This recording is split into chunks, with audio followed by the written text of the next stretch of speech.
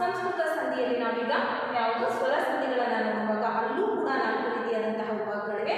ಅದರಲ್ಲಿ ವ್ಯಂಜನ ಸಂಧಿಗಳಲ್ಲೂ ಮತ್ತೆ ಬೇರೆ ರೀತಿಯಾದಂತಹ ವಿಧಾನಗಳಿವೆ. ಬಟ್ ನಾವೀಗ ನೋಡ್ತಕ್ಕಂಥದ್ದು ಯಾವುದು ಸ್ವರ ಸಂಧಿಯ ಒಂದು ಪಾಠನ ನಾವೀಗ ನೋಡೋಣ. ಹಾಗಾದ್ರೆ ಮೊದಲನೇದಾಗಿ ಯಾವುದು ಸವರ್ಣ ದೀರ್ಘ ಸಂಧಿ, ಎರಡನೇದಾಗಿ ಗುಣ ಸಂಧಿ, ವೃತ್ತಿ ಸಂಧಿ, ಎಂಡ್ ಸಂಧಿ. ಮೊದಲನೇದಾಗಿರ್ತಕ್ಕಂತಹ ಸವರ್ಣ ದೀರ್ಘ ಸಂಧಿಯ ವಿಶ್ಲೇಷಣೆಯನ್ನು ಈಗ ನಾವು ನೋಡೋಣ. ಏನು ಹಾಗಾದ್ರೆ ಈ ಸವರ್ಣ ದೀರ್ಘ ಸಂಧಿ, ಯಾವುದಕ್ಕೆ ನಾವು ಸವರ್ಣ ದೀರ್ಘ ಸಂಧಿ ಅಂತ ಹೇಳಿ ಕರಿತೀವಿ ಅಂತ ಹೇಳಿ ನೋಡಿ. ಒಂದೇ ಜಾತಿಯ ಸ್ವರಾಕ್ಷರಗಳು ನೋಡಿ, ನಿಮಗೆ ಕಾಣಿಸುತ್ತೆ ಅಂತ ಅನ್ಕೊಳ್ತೀನಿ. ಒಂದೇ ಜಾತಿಯ ಸ್ವರಾಕ್ಷರಗಳು ಪರಸ್ಪರ ಸೇರಿ ದೀರ್ಘ ರೂಪ ಪಡೆಯುವುದು ಸವರ್ಣ ದೀರ್ಘ ಸಂಧಿ. ಒಂದೇ ಜಾತಿಯ ಏನಂತ ಕೇಳಿದ್ರೆ ಒಂದೇ ಜಾತಿಯಾಗಿರಬೇಕು. ಒಂದೇ ಜಾತಿ ಅಂದ್ರೆ ಈಗ ಆ ಬಂದ್ರೆ ನೆಕ್ಸ್ಟ್ ಆನೆ ಬರಬೇಕು, ಅದೇ ಜಾತಿಯಲ್ಲಿ ಇರಬೇಕು. ಯಾವ ಒಂದೇ ಜಾತಿಯ ಸ್ವರಾಕ್ಷರಗಳು, ಸ್ವರಾಕ್ಷರಗಳು ಯಾವುದನ್ನ ನಾವು ಸ್ವರಾಕ್ಷರಗಳು ಅಂತ ಹೇಳಿ ಕರಿತೀವಿ ಮಕ್ಕಳಾದರೆ ಆದಿಂದ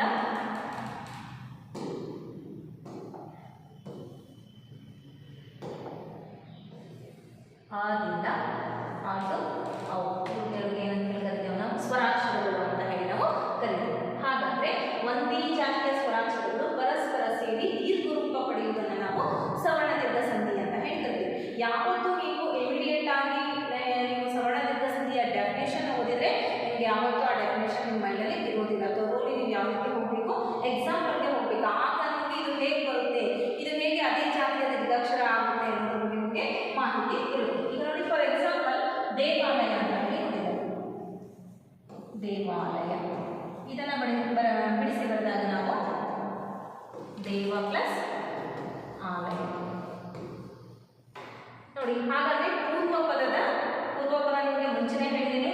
ಮೊದಲನೇ ಪದಕ್ಕೆ ಏನಂತ ಹೇಳಿ ಕರಿತೀವಿ, ಪೂರ್ವ ಪದ ಅಂತ ಹೇಳಿ. ಎರಡನೇ ಪದಕ್ಕೆ ಏನಂತ ಹೇಳಿ ಕರಿತೀವಿ, ಉತ್ತರ ಪದ ಅಂತ ಹೇಳಿ ಕರಿತೀವಿ. ಪೂರ್ವ ಪದದ ಕೊನೆಯ ಅಕ್ಷರ ಯಾವುದು ವ. ಇದರ ಹೆಲ್ಪಿಂಗ್ ವರ್ಬ್ಸ್ ಏನು ಬರುತ್ತೆ, ಆ ಅಂತಕ್ಕಂಥದ್ದು.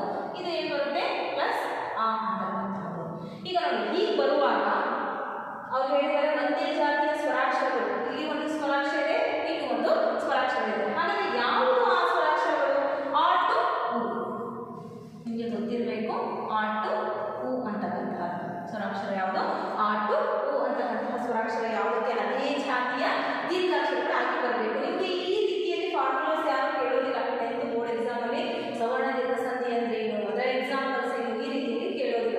ನಿಮಗೆ ಕೇಳ್ತಕ್ಕಂತಹ ವೇಳೆ ಬೇರೆ ಇದೆ. ಹಾಗಾದ್ರೆ ಫಾರ್ಮುಲಾಸ್ ಇದ್ರದ್ದೇನು ಅಂತ ಹೇಳಿ ನಿಮಗೆ ಗೊತ್ತಿರಬೇಕು. ಹೇಗೆ ನಾವು ಅದನ್ನು ಗೊತ್ತಿಟ್ಕೊಳ್ಳೋದು ನೋಡಿ. ಹಾಗಾದ್ರೆ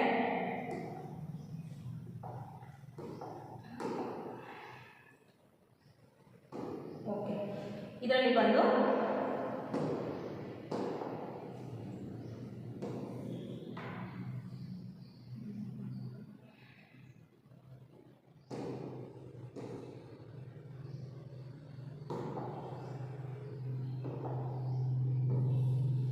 a plus a is equal to a. Okay, a plus a is equal to a. a plus a is equal to a.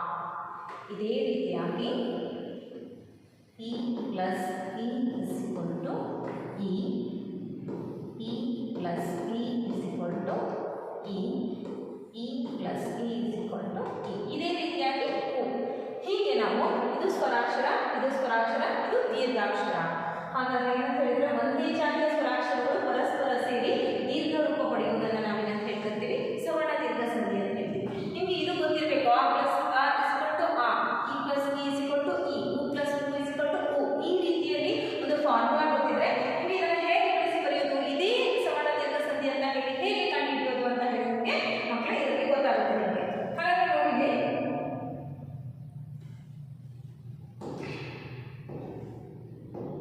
First ಒಂದು ಏನು ಕೊಟ್ಟಿದ್ದಾರೆ, ದೇವಾಲಯ. ನಾವು ಹೇಳುವಾಗ ದೇವ ಪ್ಲಸ್ ಆಲಯ ಆಗುವ ಬಿಡಿಸಿ ಬರೆದಾಗ ದೇವ ಪ್ಲಸ್ ಆಲಯ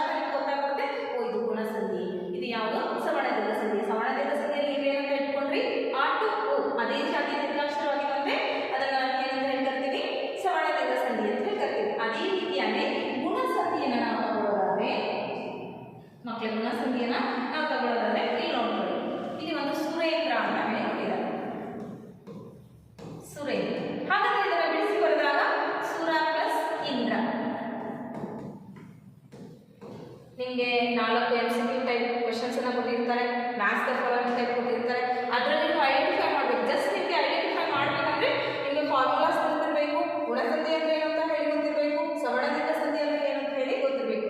ಹಾಗಾದರೆ ಪೂರ್ವಪದದ ಕೊನೆಯ ಅಕ್ಷರದ ಹೆಲ್ಪಿಂಗ್ ವರ್ಬ್ಸ್ ಏನು ಬಂತು? ಆ ಬಂತು. ಹಾಗಾದರೆ ಇಲ್ಲಿ ಏನು ಬಂತು? ಈ ಬಂತು.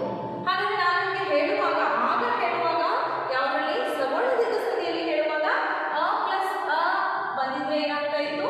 ಆ ಆಗ್ತಾ ಇತ್ತು. ಬಟ್ ಇದು ಆ ಪ್ಲಸ್ ಇ ಬಂದಿರೋದ್ರಿಂದ ಇದು ಏನಾಗುತ್ತೆ? ಇದು ಬೇರೆದಕ್ಕೆ ಎಕ್ಸಾಂಪಲ್ ಆಗುತ್ತೆ. ಹೇಗೆ? ಹಾಗಾದ್ರೆ ನೋಡಿ, ಆಕಾರಗಳಿಗೆ ಇಷ್ಟೇ ಸಿಂಪಲ್ ಆಗಿ ನೆನಪಿಟ್ಕೊಳ್ಳಿ. ಈ ಕಾರಗಳು ಇದ್ರೆ ಅವೆರಡರ ಸ್ಥಾನದಲ್ಲಿ ಏನು ಬರುತ್ತೆ ಅನ್ನೋದು. ಆಕಾರದಲ್ಲಿ ಈ ಕಾರಗಳು ಬರವಾದ್ರೆ ಅವೆರಡರ ಸ್ಥಾನದಲ್ಲಿ ಏ ಸ್ವರ ಬರುತ್ತೆ ಅಂತ ಹೇಳ್ತಕ್ಕಂಥದ್ದು.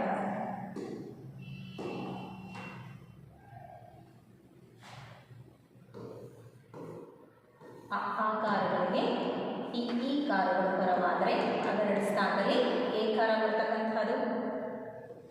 ಸೇಮ್ ಆಕಾರಗಳಿಗೆ ಉಕಾರಗಳು ಬರವಾದ್ರೆ ಅವೆರಡರ ಸ್ಥಾನದಲ್ಲಿ ಏನು ಬರ್ತಕ್ಕಂಥದ್ದು?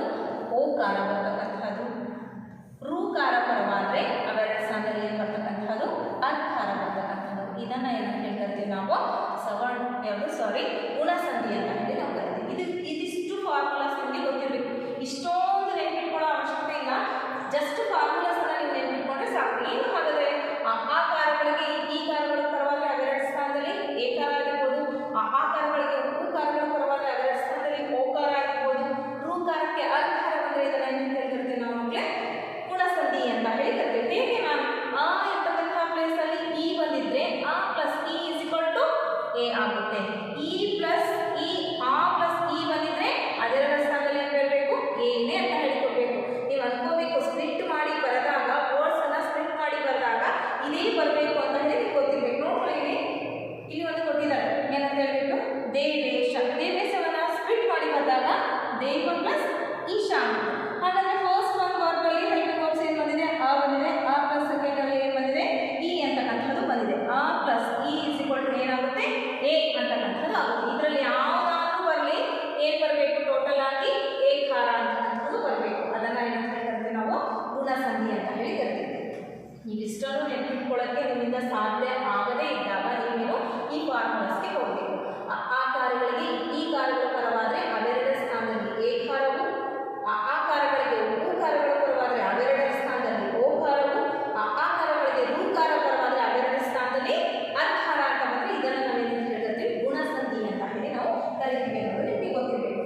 ಹಾಗೆ ನೋಡಿ, ಜ್ಞಾನೇಶ್ವರ ಕೊಟ್ಟಿದ್ದಾರೆ. ಏನಂತ ಹೇಳ್ಬಿಟ್ಟು ಜ್ಞಾನೇಶ್ವರ, ಈಶ್ವರ, ಜ್ಞಾನ ಪ್ಲಸ್ ಈಶ್ವರ. ಇದರ ಹೆಲ್ಪಿಂಗ್ ವರ್ಬ್ಸ್ ಏನು ಬಂತು? ಆ ಬಂತು. ಪ್ಲಸ್ ಇದರ ಹೆಲ್ಪಿಂಗ್ ವರ್ಬ್ಸ್ ಈ ಬಂತು. ಹಾಗಾದ್ರೆ ಏನು ಕಾರ ಆಗುತ್ತೆ? ಏಕಾರ ಅಂತ ಹೇಳಿ ಆಗುತ್ತೆ. ಹಾಗೆ ಇಲ್ಲಿ ನೋಡೋದಾದ್ರೆ ನೋಡಿ ಮಕ್ಕಳೇ, ಮಹೋತ್ಸವ, ಮಹಾ ಪ್ಲಸ್ ಉತ್ಸವ. ಇಲ್ಲಿ ಏನು ಬಂತು? ಹಾಗಾದ್ರೆ ನಿಮಗೆ ಇಲ್ಲಿ ಏನು ಬಂತು? ಆ ಅಂತಕ್ಕಂಥದ್ದು ಬಂತು. ಆ ಪ್ಲಸ್ ಏನು ಬಂತು? ಹೂ ಅಂತಕ್ಕಂಥದ್ದು ಬಂತು. ಇದು ಎರಡು ಸೇರಿದ್ರೆ ಬರ್ತಕ್ಕಂಥದ್ದು ಯಾವ ಕಾರ? ಓಕಾರ. ಯಾಕಂದ್ರೆ ಹೆಲ್ಪಿಂಗ್ ವರ್ಬ್ಸ್ ಹೇಳಿದೆ ನಾನು. ಆ ಕಾರಗಳಿಗೆ ಉಕಾರಗಳು ಬರವಾದ್ರೆ ಅವೆರಡರ ಸ್ಥಾನದಲ್ಲಿ ಏನಿರುತ್ತೆ? ಓಕಾರ ಇರುತ್ತೆ. ಆ ಕಾರಗಳಿಗೆ ಈ ಕಾರಗಳು ಬರವಾದ್ರೆ ಅವೆರಡರ ಸ್ಥಾನದಲ್ಲಿ ಏನಿರುತ್ತೆ? ಏಕಾರ ಇರುತ್ತೆ. ಋಕಾರಕ್ಕೆ ಏನಿರುತ್ತೆ? ಅರ್ಕಾರ ಬರುತ್ತೆ. ಹಾಗಾದ್ರೆ ಇದನ್ನ ಗುಣಸಂಧಿ ಅಂತ ಹೇಳಿ ಕರಿತೀವಿ. ಇದಿಷ್ಟು ನಿಮ್ಗೆ ಯಾವಾಗಲೂ ನಿಮ್ಮ ಮೈಂಡಲ್ಲಿ ಇರಬೇಕು. ಹೇಗೆ ನೀವು ಸವರ್ಣ ದೀರ್ಘ ಸಂಧಿಯನ್ನು ಐಡೆಂಟಿಫೈ ಮಾಡಲಿಕ್ಕೆ ನೀವು ಎಲ್ಲವನ್ನ ಸ್ಪ್ಲಿಟ್ ಮಾಡಿ ಬರ್ತಾ ಹೋಗ್ಬೇಕು ಮಕ್ಕಳೇ. ಆವಾಗ ನಿಮ್ಮ ಹೆಲ್ಪಿಂಗ್ ವರ್ಬ್ಸ್ ಡೌನ್ ಅಲ್ಲಿ ತಗೊಂಡಾಗ ಓ ಇದು ಈ ಸಂಧಿ, ಇದು ಈ ಸಂಧಿ ಅಂತ ಹೇಳಿ ನಿಮಗೆ ಒಂದು ಮನದಟ್ಟು ಆಗುತ್ತೆ. ಹಾಗಾದ್ರೆ ಇಲ್ಲಿ ನೋಡಿ, ಅರ್ಕಾರದ ಒಂದು ಎಕ್ಸಾಂಪಲ್ ಅನ್ನು ತಗೋಣ. ಯಾವುದನ್ನ? ಅರ್ಕಾರದ ಒಂದು ಎಕ್ಸಾಂಪಲ್ ಅನ್ನು ನೋಡುವಾಗ ನೋಡಿ, ರಾಜಶ್ರೀ, ರಾಜ ಪ್ಲಸ್ ಋಷಿ. ಇಲ್ಲಿ ಆ ಬಂದಿದೆ, ಆಗ ಏನು ಬಂದಿದೆ? ಹೂ ಬಂದಿದೆ. ಹಾಗಾದ್ರೆ ಹೂ ಪ್ಲಸ್ ಆ ಇಸ್ ಈಕ್ವಲ್ ಟು ಅರ್ಕಾರ ಆಯಿತು. ಇದು ಅರ್ಕಾರ ಆಯಿತು. ಹಾಗಾದ್ರೆ ನಾವು ಹೇಳಿದ್ದೀವಿ ಆಕಾರಗಳಿಗೆ ಈ ಕಾರಗಳು ಬರವಾದ್ರೆ ಏಕಾರ, ಆಕಾರಗಳಿಗೆ ಉಕಾರಗಳು ಬರವಾದ್ರೆ ಓಕಾರ, ಆಕಾರಗಳಿಗೆ ಋಕಾರ ಬರವಾದ್ರೆ ಅರ್ಕಾರ. ಹಾಗಾದ್ರೆ ನಾವು ಏನಂತ ಹೇಳ್ತೀವಿ? ಗುಣಸಂಧಿ ಅಂತ ಹೇಳಿ ಕರಿತೀವಿ. ನಿಮಗೆ ಗೊತ್ತಾಗಿದೆ ಅಂತ ಹೇಳ್ಕೊಡ್ತೀನಿ. ಆಟು ಮತ್ತೇನು? ಆದಿಂದ ಹೂ ಅಂತಕ್ಕಂಥದ್ದು ಏನಾದರೂ ಬಂದಿದೆ, ಆಟು ಹೂ ಇದಿದೆ, ಆದಿಂದ ಹೂ ಅದೇ ಜಾತಿಯ ದೀರ್ಘಾಕ್ಷರಗಳು ಇದ್ರೆ ಇದನ್ನ ಏನಂತ ಹೇಳ್ತೀವಿ ನಾವು? ಸವರ್ಣ ದೀರ್ಘ ಸಂಧಿ ಅಂತ ಹೇಳಿ ನಾವು ಕರಿತೀವಿ ಮಕ್ಕಳು. ಸವರ್ಣ ದೀರ್ಘ ಸಂಧಿ. ಹಾಗಾದ್ರೆ ಇಲ್ಲೇನು? ಆಕಾರಗಳಿಗೆ ಈ ಕಾರಗಳು ಬರವಾದ ಆಕಾರಗಳಿಗೆ ಊಕಾರಗಳು ಪರವಾದರೆ ಅವೆರಡರ ಸ್ಥಾನದಲ್ಲಿ ಓಕಾರ ಆಗಿರ್ಬೋದು. ಆಕಾರಗಳಿಗೆ ಋಕಾರ ಪರವಾಗಿದೆ ಅವೆರಡರ ಸ್ಥಾನದಲ್ಲಿ ಅರ್ಕಾರ ಆಗಿರ್ಬೋದು. ಇದನ್ನು ಏನಂತ ಹೇಳಿ ಕರಿತೀವಿ ನಾವು? ಇದಿಷ್ಟಿನ ಗುಣಸಂಧಿ ಅಂತ ಹೇಳಿ ನಾವು ಕರಿತೀವಿ. ಓಕೆ, ಈ ದಿನದ ಕ್ಲಾಸಲ್ಲಿ ಸಾಕು. ಯಾಕಂದರೆ ಸಂಧಿಗಳು ನಿಮಗೆ ಚೆನ್ನಾಗಿ ಮನದಟ್ಟಾಗಬೇಕು. ಅದು ಏನು ಅನ್ನೋದು ನಿಮಗೆ ಗೊತ್ತಿರಬೇಕು. ಹೇಗೆ ಲೋಪ ಸಂಧಿ ಅಂದರೆ ಒಂದು ಅಕ್ಷರ ಬಿಟ್ಟು ಹೋಗೋದಾಗಿರ್ಬೋದು. ಆಗಮ ಸಂಧಿ ಅಂದರೆ ಯಕಾರ ಅಥವಾ ಒಕಾರವನ್ನು ಹೊಸದಾಗಿ ಬರಮಾಡಿಕೊಳ್ಳೋದಾಗಿರ್ಬೋದು. ಆದೇಶ ಸಂಧಿ ಅಂದರೆ ಕಚಡಗಳಿಗೆ ಗಜಡದ ಕೂಡ ಆದೇಶವಾಗಿ ಬರತಕ್ಕಂಥದ್ದಾಗಿರ್ಬೋದು. ಹಾಗೆಯೇ ಇಲ್ಲಿ ಆ ಟು ಓ ಅದೇ ಸಂಧಿಯ ನಿರ್ಧಾಕ್ಷರಗಳು ಅಂದರೆ ಸ್ವರ್ಣ ನಿರ್ಧಾಕ್ಷರಗಳಾಗಿರ್ಬೋದು. ಹಾಗೆಯೇ ಯಾವುದು ಗುಣಸಂಧಿ ಆಕಾರಗಳಿಗೆ ಈ ಕಾರಗಳು ಪರವಾದರೆ ಅವೆರಡು ಸ್ಥಾನದಲ್ಲಿ ಏಕಾರ, ಆಕಾರಗಳಿಗೆ ಉಕಾರಗಳು ಪರವಾದರೆ ಅವೆರಡು ಸ್ಥಾನದಲ್ಲಿ ಏಕಾರ, ಆಕಾರಗಳಿಗೆ ಋಕಾರ ಪರವಾದರೆ ಅವೆರಡು ಸ್ಥಾನದಲ್ಲಿ ಅರ್ಕಾರ. ಇದನ್ನು ಗುಣಸಂಧಿ ಅಂತ ಕರಿತೀವಿ. ಇಷ್ಟನ್ನು ನೀವು ಚೆನ್ನಾಗಿ ಮನದಟ್ಟು ಮಾಡಿಕೊಂಡ್ರೆ ತುಂಬ ಈಸಿ ಆಗಿರ್ತಕ್ಕಂಥದ್ದು. ಯಾವಾಗ ಒಂದು ವರ್ಡನ್ನು ಕೊಡ್ತಾರೋ ಅದನ್ನು ಸ್ಪ್ಲಿಟ್ ಮಾಡಿ ಮೀನ್ಸ್ ಬಿಡಿಸಿ ಬರೆದಾಗ ಅದರ ಹೆಲ್ಪಿಂಗ್ ವರ್ಡ್ಸ್ನ ಪೂರ್ವ ಪದದ ಅಂತ್ಯದ ಹೆಲ್ಪಿಂಗ್ ವರ್ಡ್ಸ್, ಉತ್ತರ ಪದದ ಮೊದಲ ಹೆಲ್ಪಿಂಗ್ ವರ್ಡ್ಸನ್ನು ನೀವು ತಗೊಂಡು ಬಿಡಿಸಿ ಬರೆದಾಗ ಅದರಲ್ಲಿ ಏನು ಬರುತ್ತೋ ಸ್ಟ್ರಕ್ಚರ್ ಅದಾದಮೇಲೆ ನೀವು ಇದು ಸಂಧಿ ಅಂತ ಹೇಳಿ ಗುರುತಿಸಲಿಕ್ಕೆ ಸಾಧ್ಯ ಇದೆ. ಇವತ್ತಿನ ಈ ದಿನದ ಲೆಸನ್ ಓಕೆನಾ ವಿದ್ಯಾರ್ಥಿಗಳೇ? ಹಾಗಾದರೆ ಈ ದಿನ ಕ್ಲಾಸ್ ನಿಮಗೆ ಎಷ್ಟರ ಮಟ್ಟಿಗೆ ನಿಮ್ಮ ಮೈಂಡಿಗೆ ಹೋಗಿದೆ, ಎಷ್ಟರ ಮಟ್ಟಿಗೆ ನಿಮಗೆ ಅರ್ಥ ಆಗಿದೆ ಅನ್ನೋದಕ್ಕೆ ನಾನು ಒಂದೆರಡು ಕ್ವಶನ್ಸನ್ನು ಕೊಡ್ತೀನಿ. ನೀವು ಆ ಕ್ವಶನ್ಸಲ್ಲಿ ಆನ್ಸರ್ ಏನಾಗುತ್ತೆ ಅನ್ನೋದನ್ನು ನಾನು ಕಮೆಂಟ್ ಬಾಕ್ಸಲ್ಲಿ ನೀವು ತಿಳಿಸ್ಬೇಕು. ಹಾಗಾದರೆ ಮೊದಲನೇ ಕ್ವಶನ್ ಬಂದು ಯಾವುದು? ವಿದ್ಯಾರ್ಥಿ ಅಂತಕ್ಕಂಥದ್ದು. ಇದು ಯಾವ ಸಂಧಿ? ವಿದ್ಯಾರ್ಥಿ ಅಂತಕ್ಕಂಥದ್ದು ಇದು ಯಾವ ಸಂಧಿ? ನೀವೇ ಒಳಗೆ ಸ್ಪ್ಲಿಟ್ ಮಾಡಿ ಬರೆದು ಇದು ಯಾವ ಸಂಧಿ ಅಂತ ಹೇಳಿ ನೀವು ಬರೆದು ಇದನ್ನು ಬಿಡಿಸಿ ಬರೆದು ಇದು ಯಾವ ಸಂಧಿ ಅಂತ ಹೇಳಿ ಹೆಸರಿಸಿ. ಹಾಗೆ ಇನ್ನೊಂದು ಕೊಡ್ತೀನಿ, ರಾಜಶ್ರೀ. ಇದು ಎರಡು ಯಾವ ಸಂಧಿ ಅಂತ ನನಗೆ ಹೇಳಬೇಕು. ನೋಡೋಣ ಎಷ್ಟು ಚೆನ್ನಾಗಿ ನಿಮಗೆ ಅರ್ಥ ಆಗಿದೆ ಮತ್ತು ನೀವು ಯಾವ ರೀತಿ ಕಮೆಂಟ್ ಬಾಕ್ಸಲ್ಲಿ ನನಗೆ ತಿಳಿಸ್ತೀರಾ. ನಾವು ಇದು ಹೀಗೆ ಅಂತ ಹೇಳಿ ಹೇಳ್ತೀರಾ ಅಂತ ಹೇಳಿ. ಇದೆಲ್ಲವನ್ನು ತಿಳ್ಕೊಂಡಾದ್ಮೇಲೆ ದಯವಿಟ್ಟು ನೀವು ಒಂದು ಲೈಕನ್ನು ಮತ್ತು ಸಬ್ಸ್ಕ್ರೈಬ್ ಮಾಡೋದನ್ನು ಮರಿಬೇಡಿ. ಯಾಕಂದರೆ ಮುಂದಿನ ದಿನಗಳಲ್ಲಿ ನಾವು ಮಾಡ್ತಕ್ಕಂತಹ ಎಲ್ಲ ಚಾಪ್ಟರ್ಸು ಎಲ್ಲ ಲೆಸನ್ಸು ಬಂದು ನಿಮ್ಮಲ್ಲಿಗೆ ತಲುಪಬೇಕು ಅಂದರೆ ದಯವಿಟ್ಟು ನೀವು ಸಬ್ಸ್ಕ್ರೈಬ್ ಮಾಡೋದನ್ನು ಮರಿಬೇಡಿ.